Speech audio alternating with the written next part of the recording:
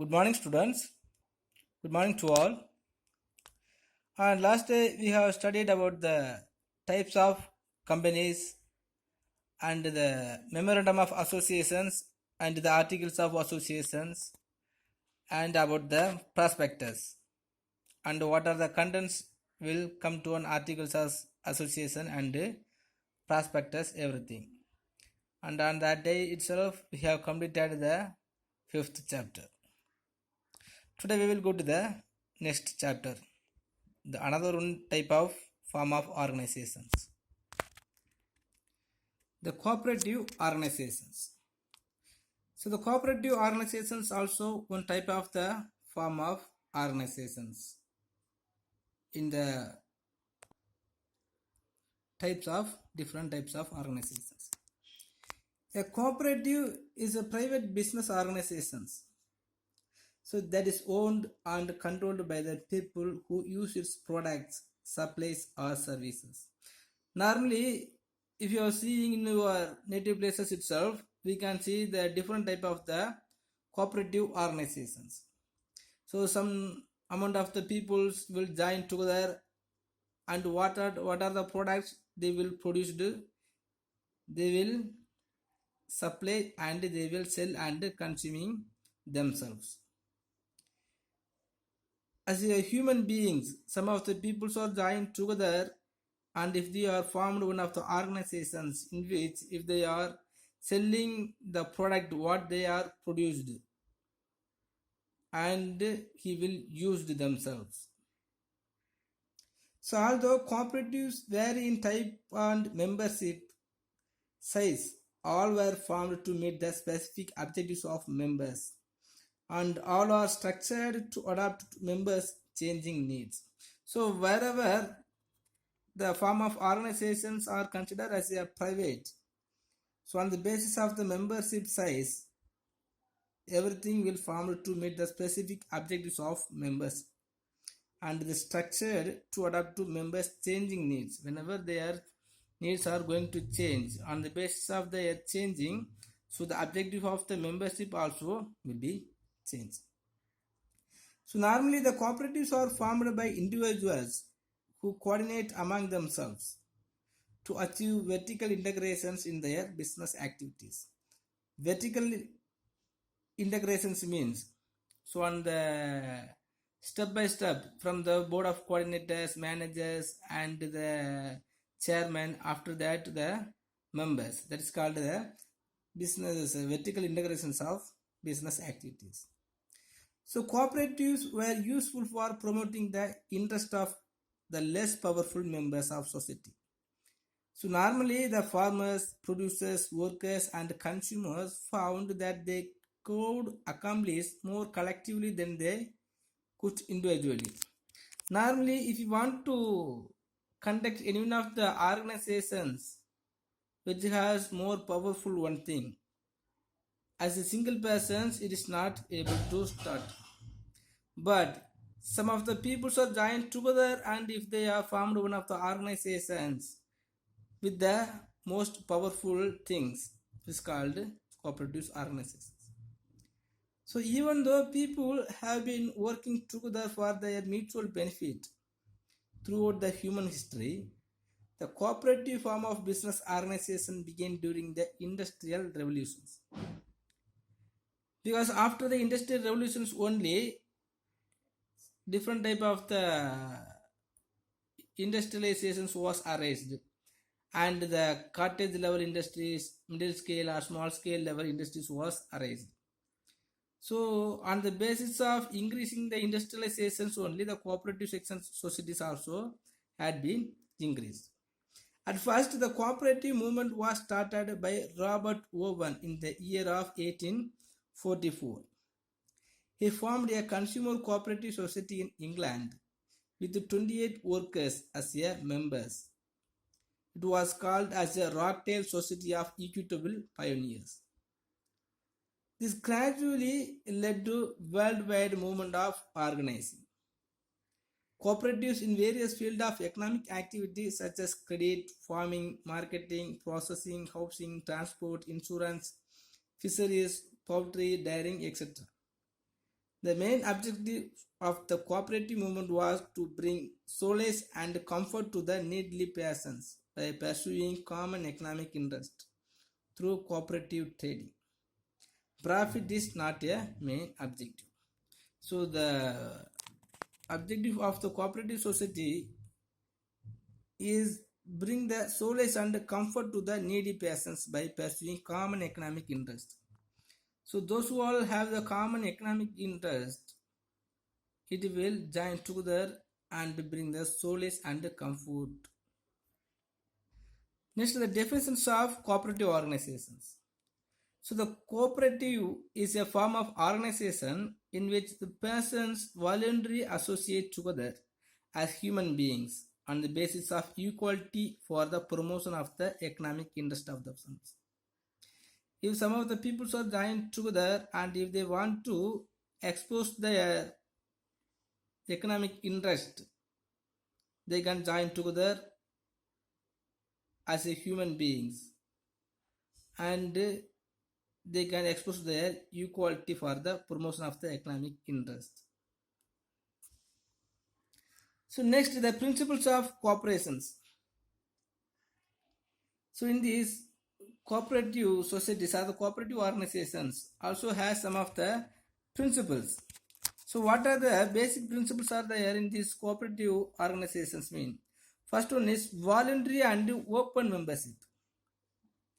In these cooperatives are voluntary organizations open to all people able to use its services and willing to accept the responsibilities of membership without gender, social, racial, political or religious discriminations.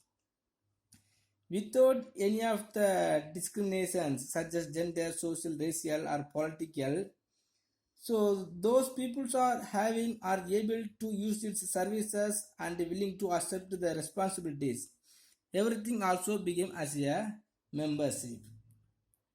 So there is no one will force the members and no one will is pulled down from anywhere. So if the peoples voluntarily want to join as a membership, they can join as a members and they can produce, and if they want to produce they can supply to the same cooperative societies, and if they willing to accept all the responsibilities if any, they can take the responsibilities also. Next, democratic member control. So in this cooperative organization, how the member was going to control mean on the basis of democratic way. So the cooperatives are democratic organizations controlled by their members, those who buy the goods or use the services of the cooperatives, who actively participate in the setting policies and making decisions. So the members always will be controlled by the democratic way by their members and those who buy the goods or use the services. Sometimes, so the member always will be controlled each others. Otherwise, some of the members will be actively participate in their setting policies and making decisions or making the rules and regulations on the basis of the democratic way. Okay, so all the members also will be controlled by the member itself in the democratic way. Next, members economic participations. How the participation of members will be there means the members contribute equally to and democratically control the capital of the cooperative. So in any of the organization, some of the board of directors or the members or any of the leaders may be there. But here, not like so.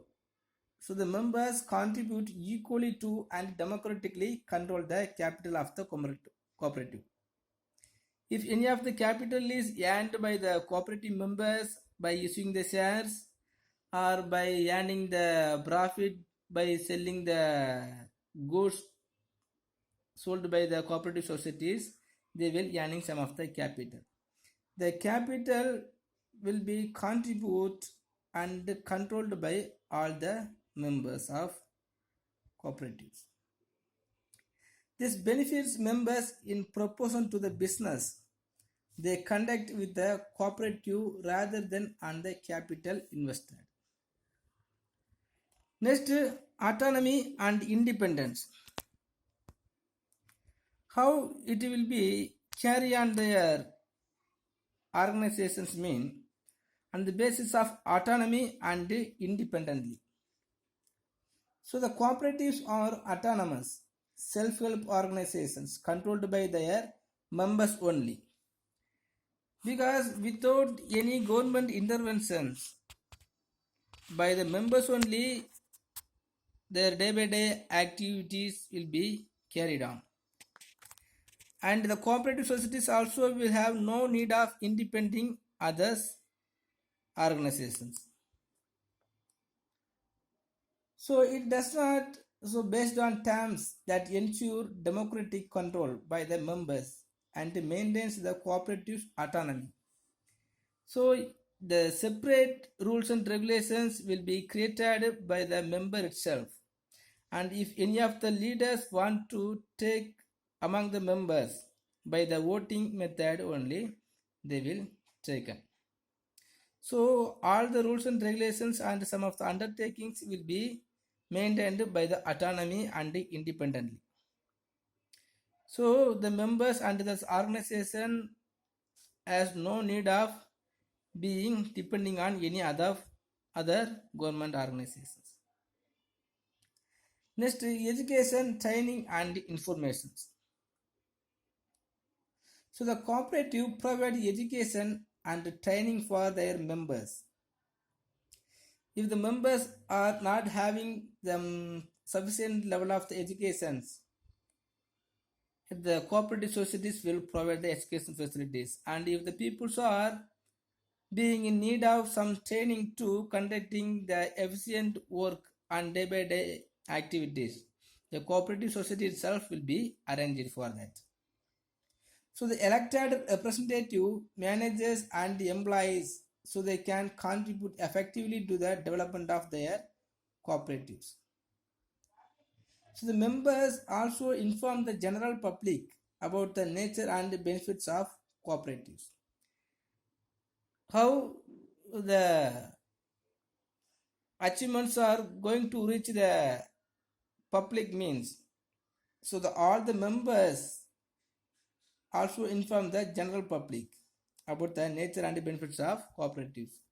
When they are doing like so without making any of the advertisement and making the expenditures, so the public can knows about the nature and the benefits of cooperatives. Next, cooperation among cooperatives. Cooperation among cooperatives. So the cooperatives serve their members most effectively and strengthen the cooperative movement by working together through local, national, regional and international structures. So the cooperative method also serves their members most effectively. So when they are doing like so, they strengthen the cooperative member movement by working together through local, national, regional and international structures. Because so many of the branches will be located in throughout the world or throughout the nations. Okay, so all the peoples are doing the same work together. The cooperative or the unity will be arranged among the cooperatives or the members of the cooperatives. Next, concerns for community. So while focusing on members' needs, the cooperatives work for the sustainable development of communities through policies and programs accepted by the members. So when they are doing some of the work for improving their economic conditions, in the same time they are providing, they are focusing on the cooperatives for the sustainable development of communities. So where they are located, this area will be improved by having the cooperative societies through the good policies and programs accepted by the members. If some of the policies and programs taken by or will be arranged by their member itself, if these programs and policies is accepted by all the members, it will come to an effect. So because of that, so the societies belong to the cooperative societies, or the areas belonging to the cooperative societies will be improved. So 5 or 6 features or principles are there. So voluntary and open membership, next democratic member control, next members economic participation, autonomy and independently, education, training and information. Next cooperation among the cooperatives. Next features of cooperatives. Some of the features also we can see in the cooperatives. First one is voluntary memberships. As we have studied in the principles of cooperations, the membership always will be as a voluntary. The becoming the membership is a voluntary thing. Any persons can become the member of the society and can leave it anytime without anyone's force or anyone's interventions. As a single person or anyone can become the member of the society, and in the same time some of the policies and rules and regulations is not acceptable by the members, so they can leave it anytime without any force and without any rules and regulations and norms and conditions. Next is the equal rights. In cooperative societies, each member of the society has an equal right to vote and ownership. Sometimes so the board of directors or the chairman will be selected by the electing method or voting method. So when they are doing like so, every member also has the equal rights to put the vote. And if they want to become the ownership, every membership also has one of the same rights. Next, each shareholder has one vote.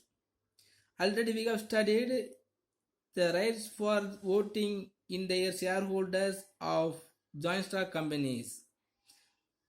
It was one vote for one shares. If the person has the 100 shares, he has the rights to put the 100 votes. But in cooperative societies, not like that. Each shareholder has only one vote. Even if anybody has any of them has more shares, he has right to put one vote.